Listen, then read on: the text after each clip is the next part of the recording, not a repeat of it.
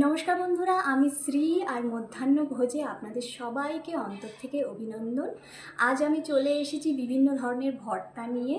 তো এখানে আছে হচ্ছে সুজি কচু সেদ্ধ, এখানে আছে আলু সেদ্ধ, এটা আছে কচু শাক, এখানে আছে কাঁচা কুচনো পেঁয়াজ, আর এখানে আছে রসুন আর লঙ্কা বাটা, আর এখানে আছে ডাল, সেটা হচ্ছে সুজি কচু দিয়ে, এখানে আছে গরম ভাত। আজকে আমি এগুলো দিয়ে খাবো।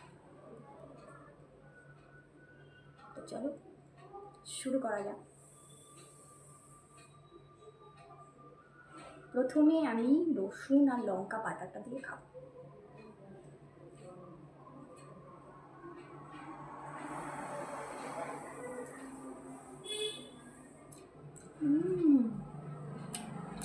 জাস্ট অসাধারণ।